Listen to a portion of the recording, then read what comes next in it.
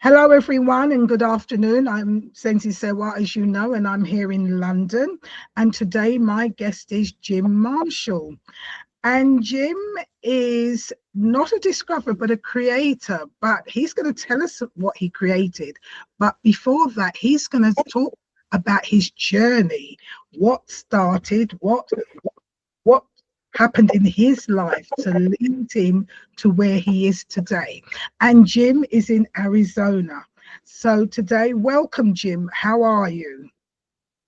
I'm fine. How are you? I'm very well. What's the weather like in Arizona at the moment? It's hot. It's hot here in London and we're all enjoying it. So that's a nice change. So without further ado, Jim, tell us your journey and tell us your story, please. Okay. Well, I should say one sentence just to give context, and then I'll answer your question directly. Because many people either have seen me or have heard of me or know of me. And so I'll just connect that by saying, I am the discoverer of hitherto unknown natural phenomena, which greatly aid in the understanding of people, from which I developed a revolutionary practical philosophic system called Septemics and published in the book, Septemics, Hierarchy of Human Phenomena. Now, the background of that. Yeah. The first thing I should first tell you is that I was born with psychic abilities. And as the years have gone by, they've only increased. I was smart enough not to tell anybody about it until very recently. Why? Let me stop you there. Why did you say you were smart enough not to tell anybody?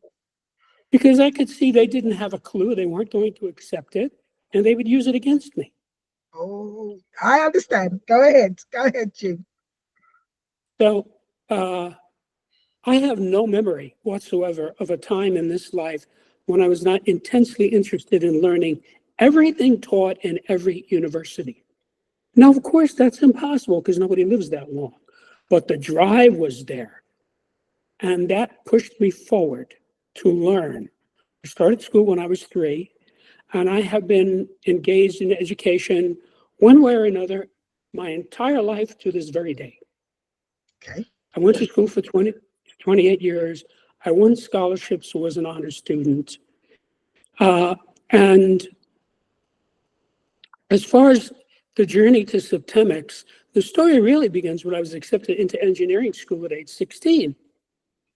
Of course, at the time, I thought I was going to be engineering physical things, such as engines and motors and airfoils and electrons and things like that. But by the time I had my bachelor's degree, it was clear to me that I wanted to engineer the human psyche because it is the area of greatest unknown, of greatest mystery, and more importantly, it is the area in which we as a race are failing miserably.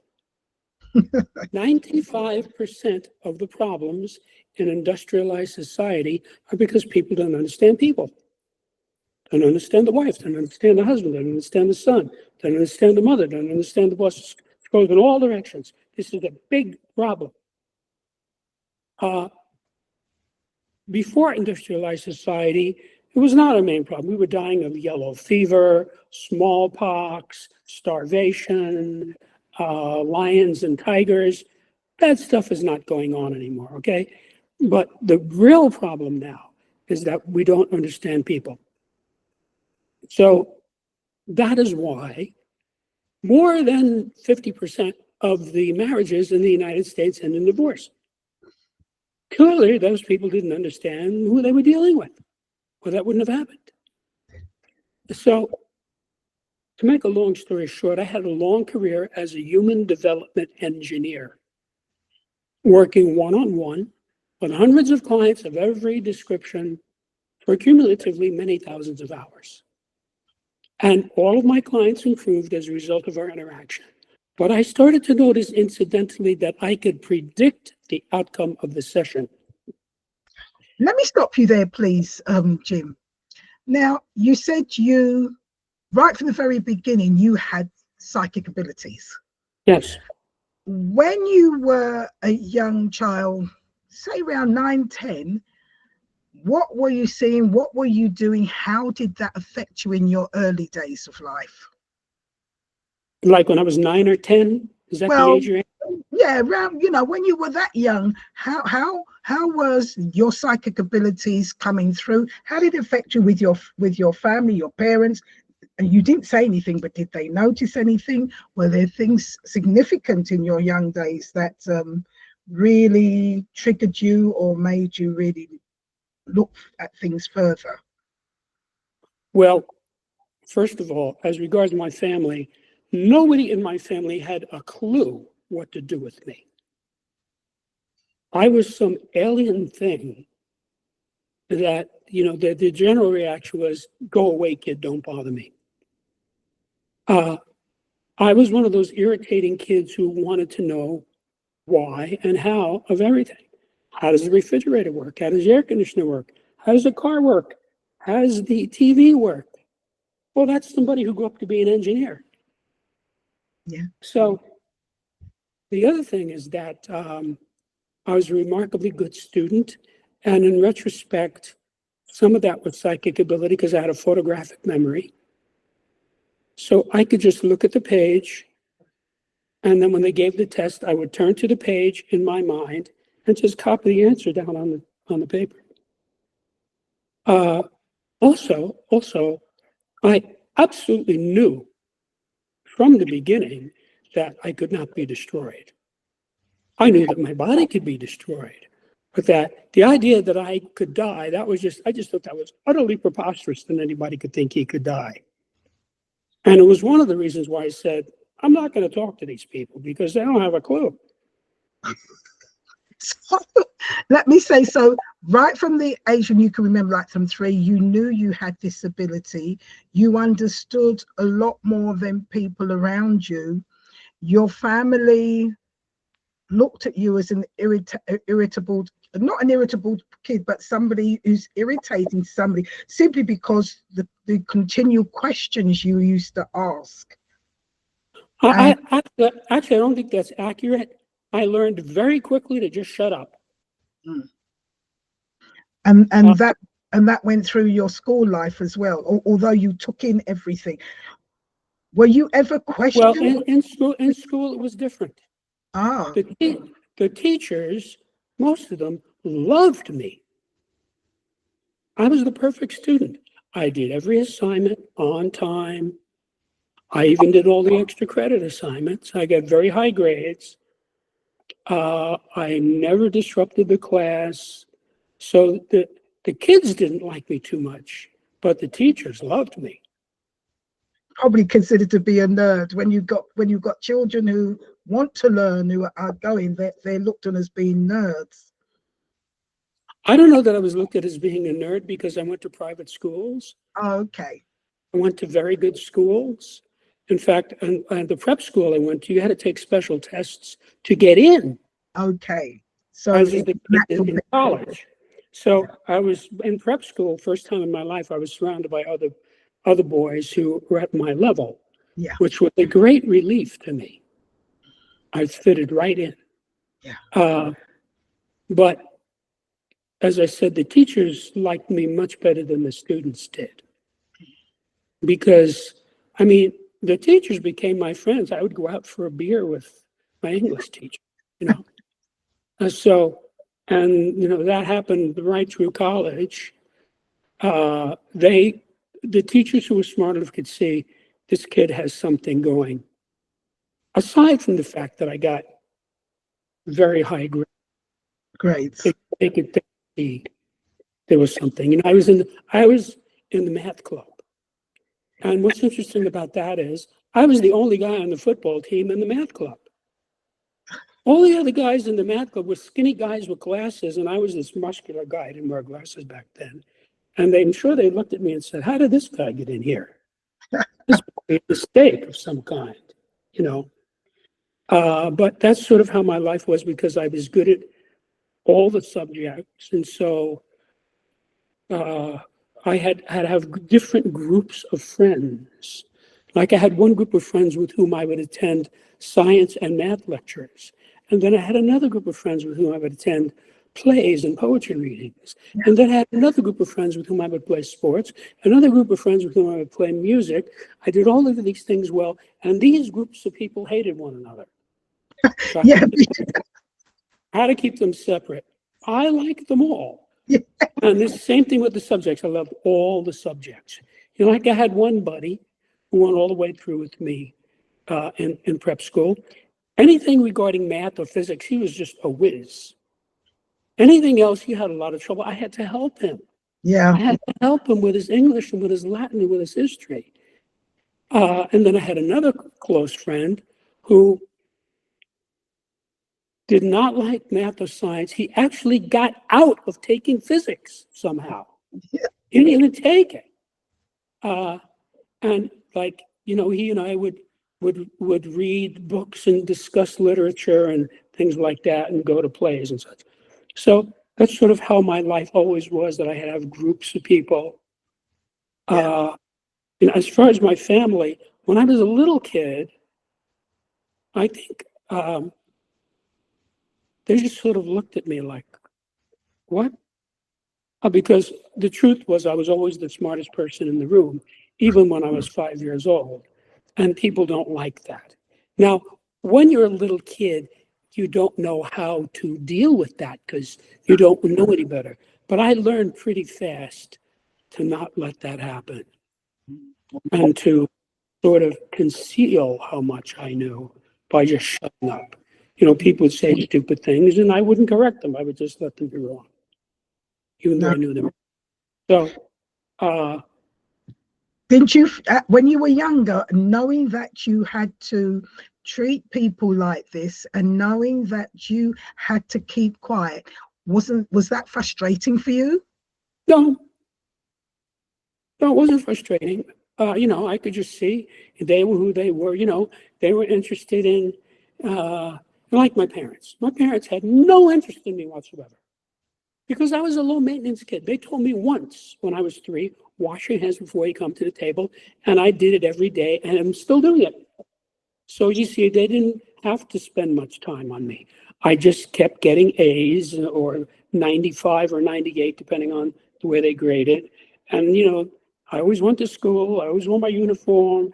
As I was told all the time. Whatever they told me to do, I did. So they didn't pay attention to me. There was nothing to pay attention to. My parents were interested in dressing up in their custom-made clothes and going out with their rich friends to dine in the best restaurants in New York City. That's what they were interested in. And they would leave me home with my sisters or my grandparents or my aunts and go out and have fun. And I was just excluded, which was fine with me. You know, like my father went on 38 cruises. I've never been on a cruise. I'm the only person in my family who's never been on a cruise. I'm not interested. What would I do on a cruise? My favorite place was the library. Because when I was in the library, it was quiet, I could read, and I was surrounded by the greatest minds of history. Yeah. Plato, Aristotle, Shakespeare, Newton, Einstein, there they were on the wall. That's what I wanted. So none of this bothered me. You know, I just took it all in stride. And I think the reason it didn't bother me, I was very good at a lot of things. You know, I was a very good student. I was a very good athlete. I was a very good musician. I dated girls. You know, I was a well-adjusted person. I had a lot of friends, although, as I said, I had to keep them compartmented. Yes. Because You know, some academics, as we see today, some children are academic, some people are creative, and so you know we judge any one or the other or maybe two, but generally never all the same. So yes. So, you know, my problem was always not having enough time. You know, I joined the local public library on my 10th birthday. You had to be 10 in order to join it.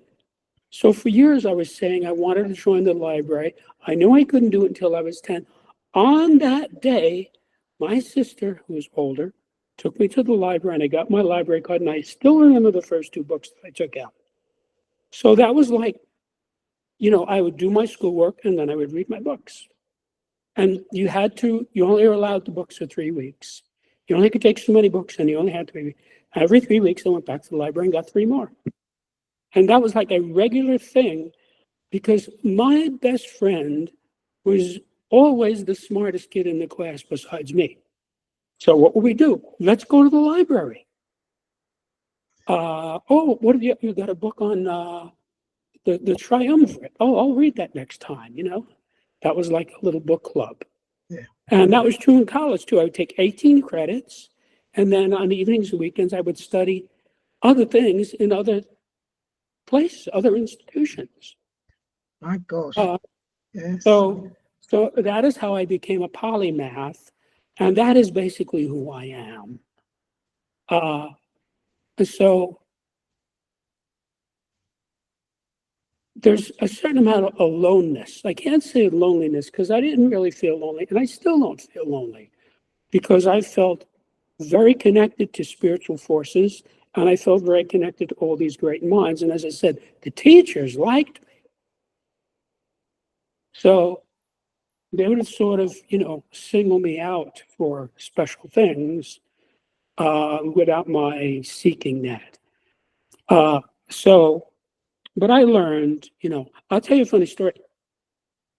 By the time I was 18, I was in engineering school. I was in the elite engineering school, and I had a friend who was in the local community college.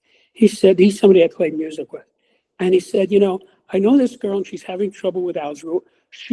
Would you tutor her? I said, sure. So he gives me her name and number. I show up at her house, and I'm tutoring her in algebra, and it's going fine. I had no trouble with that at all. Now, this girl was a magnificently beautiful 18-year-old girl. She looked like she stepped right out of a magazine. So I was mature enough to just do my job, teach her, but I sort of hoped that maybe someday we could date. Okay. Now, so after a while, one day, she didn't understand something, so I explained it to her.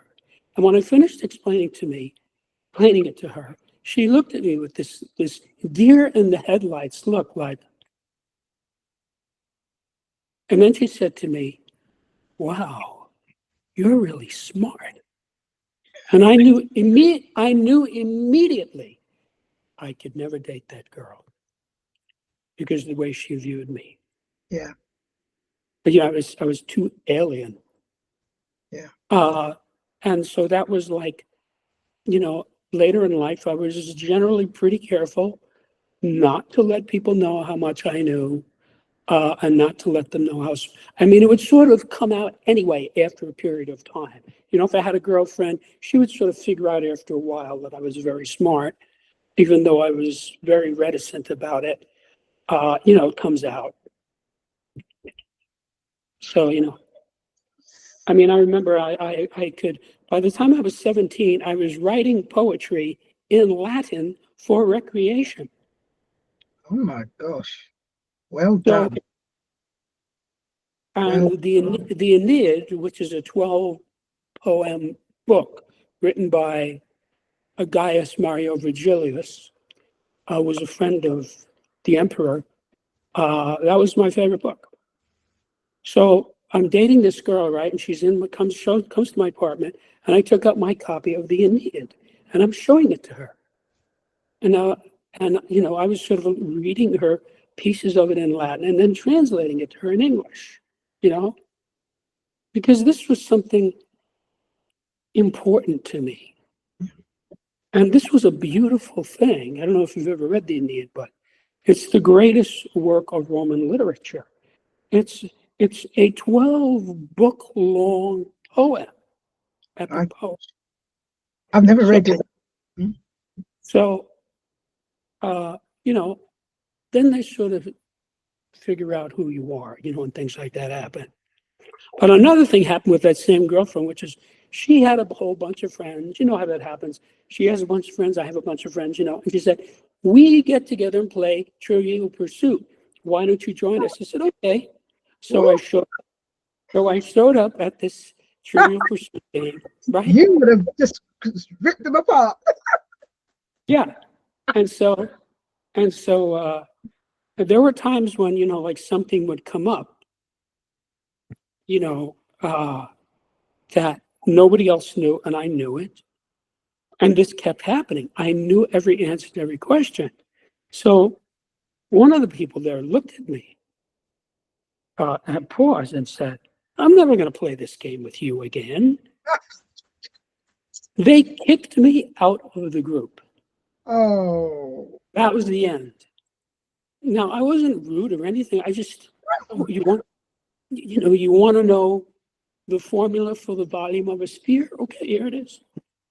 To me, I could be wrong. Having somebody like you around, I would hold you close and keep you on my team. Right. You come with us. And as a point of learning. Yes. You so actually, yeah, later on in life, in educational institutions, that sort of happened. Like while I was going to school, as an undergrad or a postgrad, people would stop me in the hall. This was before computers. Yeah. And they would say to me, Jim, where can I find the formula for calculating the slope of a line? And I would tell them it's page 26. Thank you. I'm telling you, I wish I had you as a friend living next door. I won't be going far from you, because you're somebody for me that I can learn from, that I can, and people shouldn't really be with people at their same level. It should be something a bit higher so that you can elevate yourself and you can learn. So right. I wish you were living next door to me. You would be my best friend. Well, I'll tell you, throughout my life, I thought exactly what you thought. I want to be around smart people.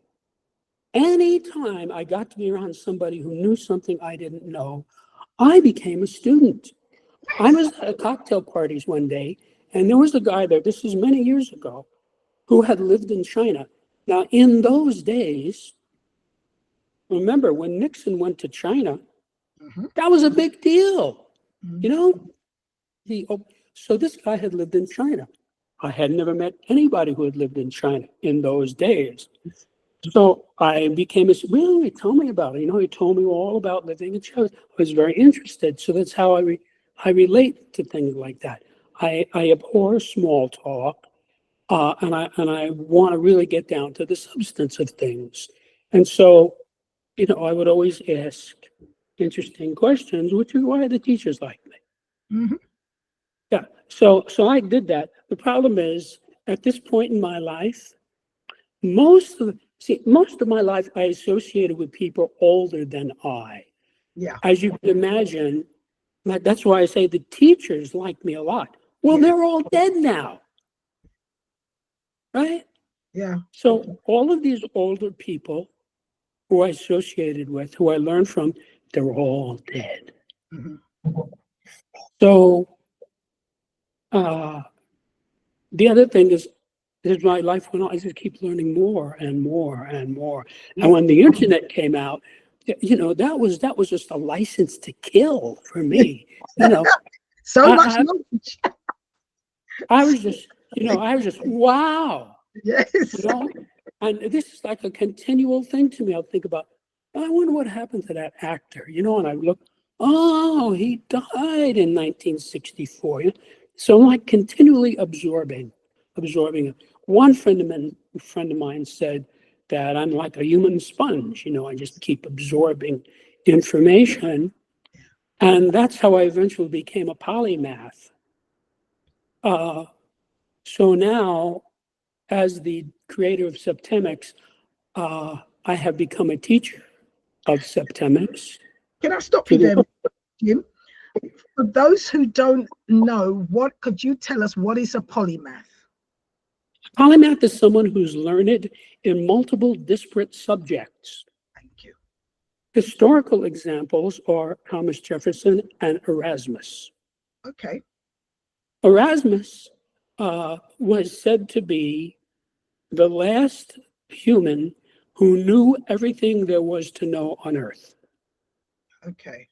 Because after that, we got into the Enlightenment, and there was such a proliferation of information. Nobody knows it all now. Mm-hmm. So, but he was the last guy, everything that was taught in every university, he knew. Oh, gosh. And that's like 800 years ago. Yeah. So anyway, that's what a polymath is. Thank you. And so all of this led me to discovering Septemics. Because if I were not a polymath, I would not have recognized it for what it was, which is an entirely new subject that really helps people. So you're going to explain it to us, please, Jim. Okay. Well, Septemics is a philosophical science based on the fact that many phenomena related to humans occur in a sequence of 7 levels. Literally, the word septemics means of or pertaining to 7. Septemics comprises a collection of scales or sequences, each of which breaks down various human phenomena into a hierarchy of 7 steps. There are 35 such scales, each of which is unique, and together they span the spectrum of human experience, by which I mean any problem, dilemma, situation, difficulty that any person has regarding people can successfully be analyzed by one or more of these scales, usually more than one. So this is very helpful to people. Okay, and then we can apply that to individuals and situations of any kind. That's right. Let me give you an example. Right? Please. Let's say you've been dating this guy for 3 years and you're thinking about getting married, right? That's a big step. You might ask yourself, why does this guy want to marry me? See, that's a reasonable question. Yeah. I'm not saying ask the guy. You don't know what you're going to get. I'm saying if you open the scale of motivation in Septemics, I have isolated the 7 basic human motivations. There are only 7. You can say, well, there are thousands of motivations. Well, no, those are all subsets of these. There are 7 basic ones, and all the other ones fit into these. Okay. By getting it down to 7, it's easy to choose. You're not choosing from a menu of 1,000 or 200. You're choosing from a menu of 7, which makes it easy. So you know the guy. You study the chapter and you say, well, I can see his motivation is that he loves me. That's why he wants to marry me. That's the highest, that's level 1 on the scale of motivation. Okay. Maybe that doesn't happen. Maybe you say, now that I inspected this carefully, I think this guy wants to marry me because I drive a Maserati. I live in a $20 million condo. I fly my own Learjet. I have a 60-foot yacht. And I have $5 million in the bank. See, that's a different motivation. Yeah. That's money, level 4 on the scale. Now, I'm not saying it's good or it's bad. It's just what it is. Now, how you deal with that is up to you. See, this is very personal. Some people might look at that and say, okay, well, this is not the first time somebody wanted to marry me for my money. But this guy, he's handsome. He's funny. He's got a good job. He's well-educated, he's congenial, so I'm going to marry him anyway. And you may live happily ever after. Or maybe that doesn't happen. Maybe you're not that type of person. Maybe you say, I don't want to marry somebody who wants to marry me for money. I want to marry somebody who loves me for myself. And you break up with him. Now, you might think in that latter category that you'd be upset about that. Oh, I broke up with my guy. That's not true. You would not be upset. You would be relieved. You would say, thank goodness I figured this out. Now I dodged a bullet. Yes. And the next time you go to look for a relationship, you're a little smarter. Maybe you don't even you don't even mention that you drive a Maserati. Maybe you keep quiet about that. See? To find out, is this guy really interested in me? So that's kind of a simple example of how this works in a quotidian way. But And you have to realize that basically the way this works is every person is at some level on every scale. There are no exceptions. So there's no question about, is this guy on the scale? The question is, what level is he at on the scale? It's like a blood pressure. You have a blood pressure. I don't know what it is, but every time you go to the doctor, no matter what's wrong with you, it could be 1,000 different things, they always take your blood pressure. You know why? Because they know you have it and they don't know what it is. Yeah. So it takes 3 minutes and they write it down. Well, that's what this is like. You are at some level on all of these scales. So if I wanted to, if I knew you well enough, I could find your level on every single scale. And every time I did, I'd have an insight. That's why she acts like this. So go ahead.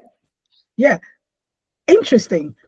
So you're talking about the other person, but we can also use that for ourselves. Yes. And what level we are in our own situational being or person, not situation, but as a person, and we'll be able to use that to identify our weaknesses too that we need to correct. All right. Exactly. And just as you can use it to see about this person or this job, not only to know how they are, but how they're thinking, and is that the right type of person for you, or is that the right type of job for you? And if you want that job, but it's also a case that job also needs a certain type of person. So you need to look at yourself to see, are you that type of person? If not, then to see where you are weak so you can improve, so that you can reach that. Right. My brain's going, blah, blah, blah, blah, this we can do that. Brilliant. So let's go back to to follow what you just said. Let's go back to the analogy we gave about you're dating some guy and you figure out his motivation is level 4, right? Yeah. And you say, I don't want to be with this guy because I want to be with somebody who loves me for myself. Now, yeah.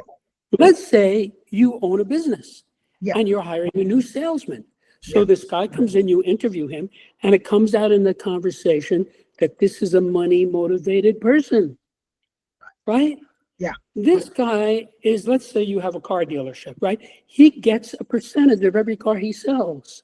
Yes. So you're going to want to hire him because he's motivated to sell those cars, which is what you want. You're not hiring him because he's a nice guy. You're hiring him to sell your cars, right?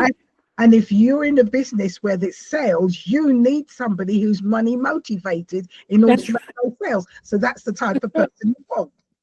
That's right. Use that. Use your scales and so to look at that person or those people that you're interviewing to see who's the right one for your business, which is money motivated. Right. So you see, this is very personal and it's very specific. Yeah. So for example, I have an automotive mechanic that works on my car. He's the only person who ever touches my car. Okay. This guy works on racing cars, right? Yes. It's like the holy grail of the automobile. Right? He works on $1 million cars. Yes. So I have absolute confidence in this guy. He is on the scale of human ability. He is at least level 3, which is expert. He might even be at level 2, which is virtuoso. I don't know him well enough to parse that. Doesn't matter. He knows way more than he needs to know to fix my car. Yeah. I also happen to know for a fact that he's honest, because sometimes I'll bring in the car and say, you know, it's doing this and this. He said, there's nothing wrong with that. Don't worry about it. So anytime anything's wrong with my car, I bring it over there. He fixes it. I pay the bill. It's perfect. He's high on the scale of human ability as a mechanic. Yeah. That's what I want. Okay. I don't care about a lot of other things about him. For example, is he a literate person? Probably not.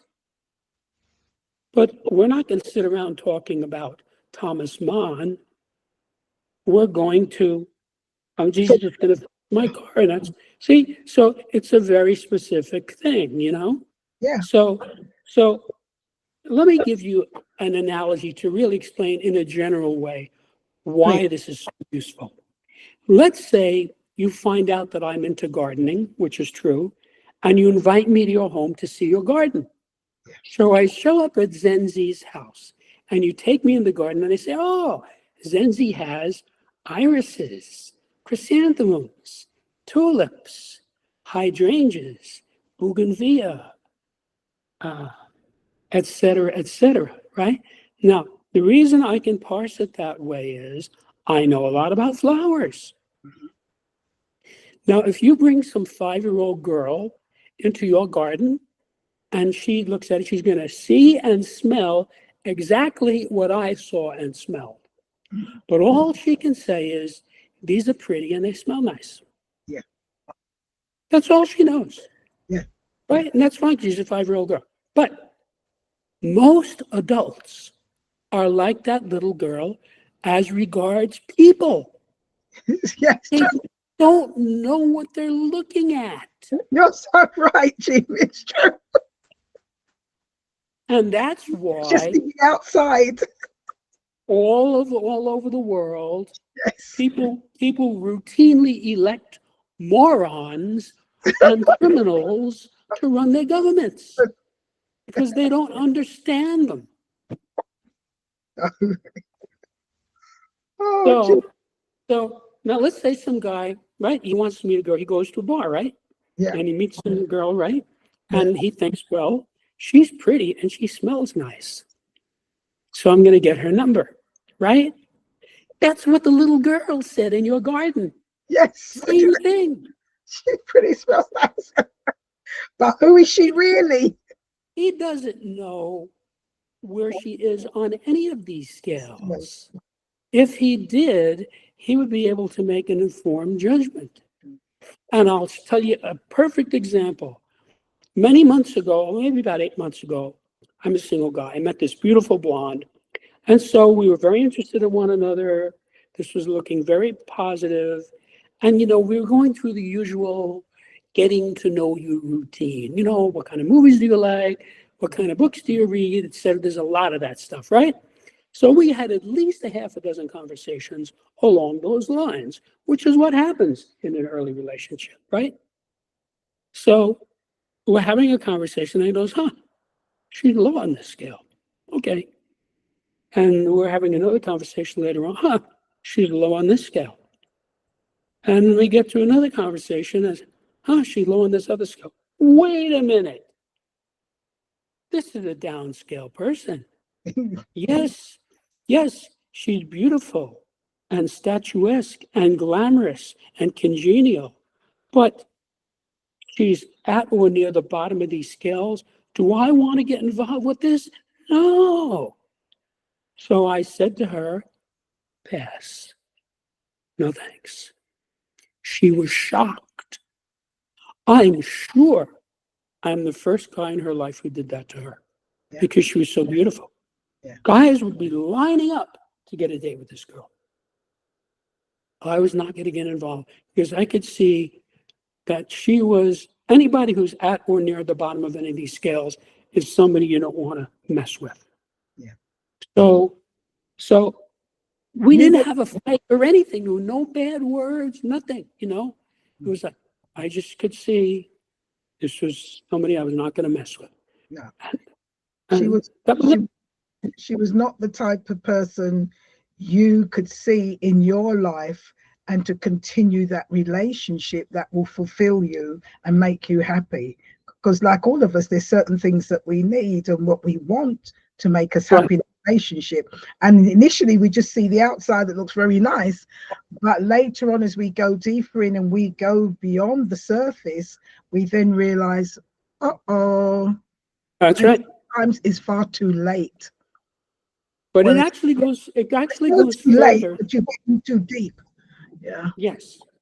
It actually goes further than what you said, because I guarantee you, most guys, if they understood this material and saw what I saw would have had the same reaction.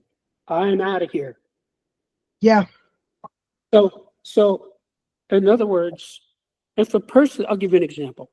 Adolf Hitler was at level 7 on the scale of basic purposes. His basic purpose was to destroy, which explains a lot about him.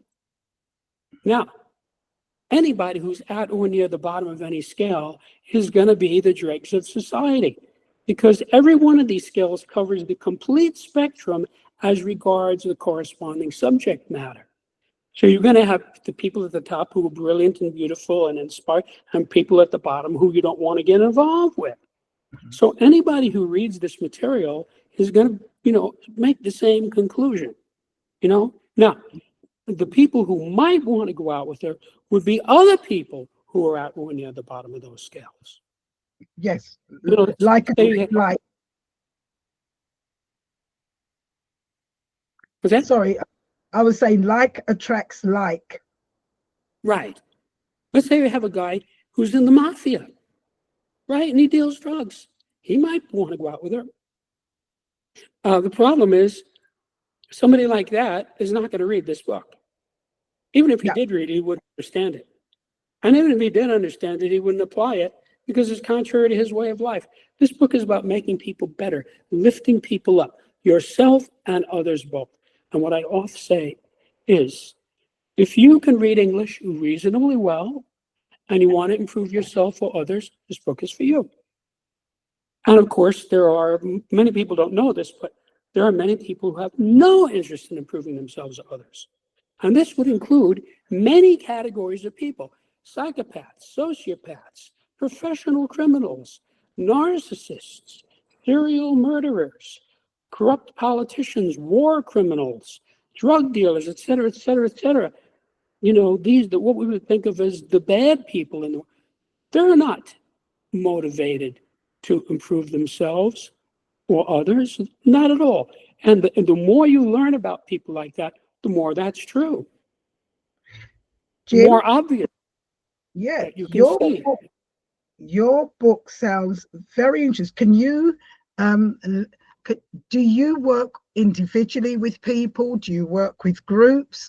Do you have different sessions? Tell us how you work and people can contact you, because this is very, very interesting. And I know there's some people that say, I need to understand, I need to hear more of this.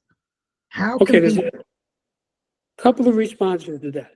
The main thing that I should tell you is that I was very careful to write this book in a way where once you have the book, you don't need anything else.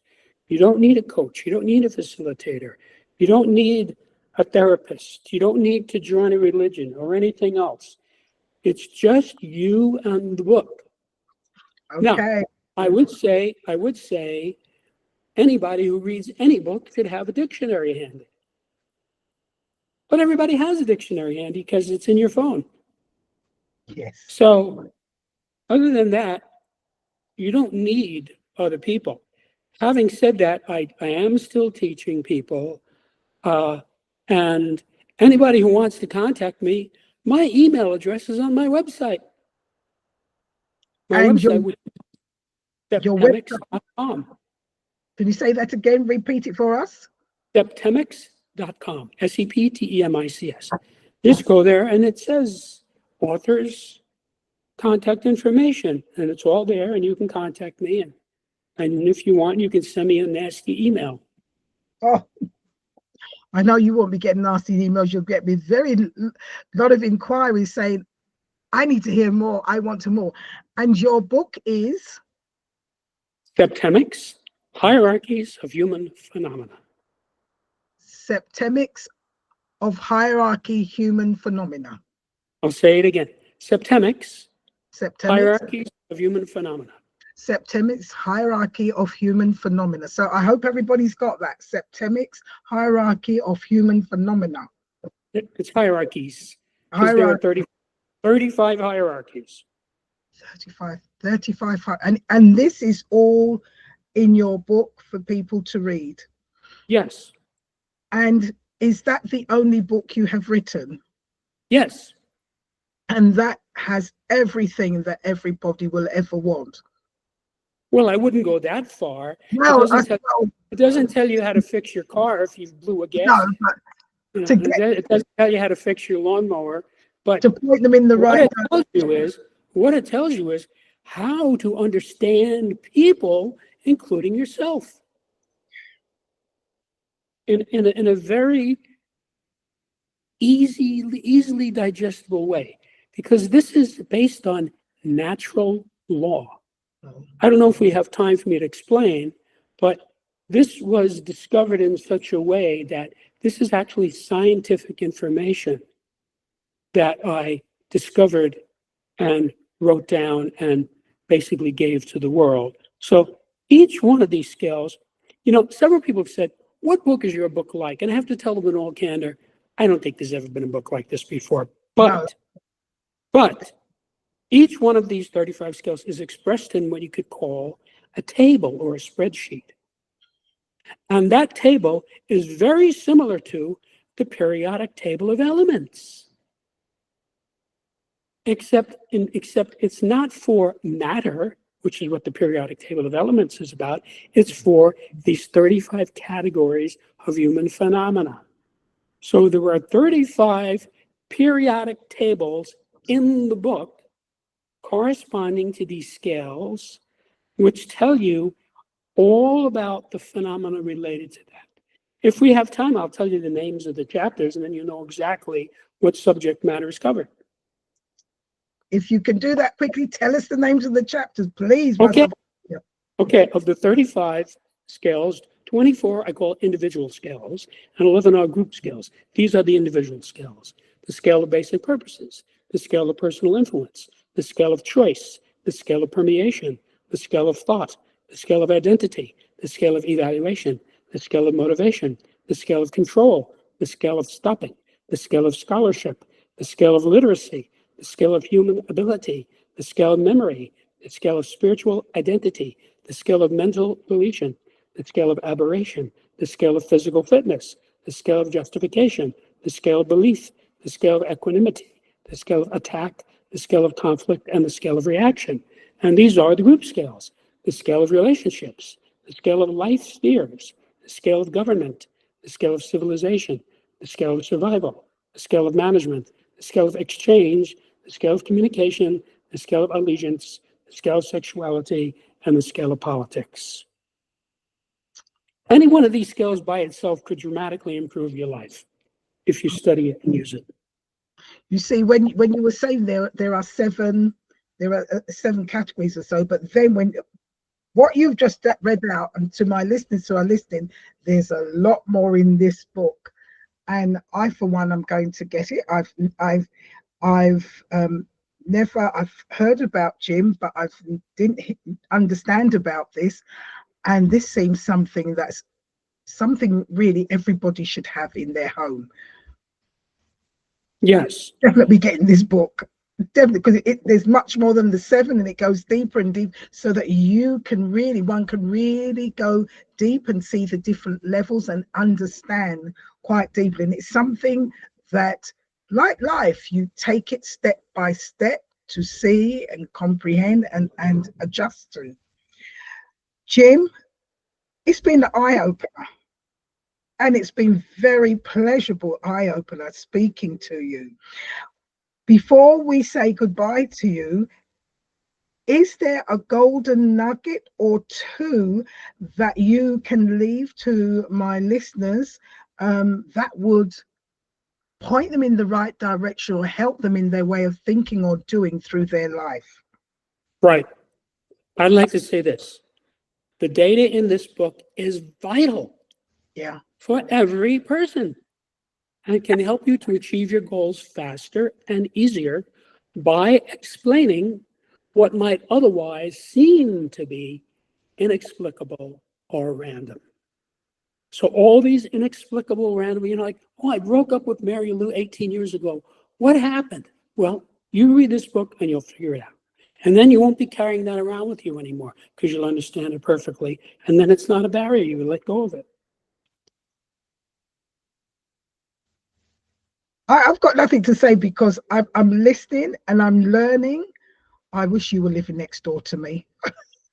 We will be having such conversations. I will be learning and learn and asking Jim, but what about this? And Jim, but what about that? And just sit and listen, because life is about learning. Life is realizing that you don't know everything. It doesn't matter. You have to be like a little child and just listen and learn and grow Yes, wisdom. We have to be like children, unlearn and relearn, because a lot of things that we're taught is incorrect. And we that's really right. have to unlearn and relearn. And this, I believe, is a very essential book to have amongst your reading list. I, for one, am going to get it. So Great. thank you so much. Is there anything you want to say before we say goodbye to you? Well, I hope your readers or listeners will go to my website, which is septemics.com, where you can see what many readers have said about it, Mhm. what many journalists have written about it, what the reviews are. You can read sections of the book itself. And there's even a pre-recorded 15-minute introduction to Septemics that explains it to a new person in 15 minutes. Yeah, there is, because I started to listen to it, and yes, I went to Jim's website and he has a 15 minutes recording. So please do go ahead, log into septemics.com, do listen to it and get as much information. And please, I urge you, buy the book. Buy the book. We need it to make really right decisions for our life, informed decisions as much as we can. So Exactly. Jim Marshall, thank you so much for being my guest today. Thank you for being on the program. And to all my listeners all over the world, I'm here in London. I say goodbye. And Jim, who's in Arizona, thank you all and take care. Bye for now.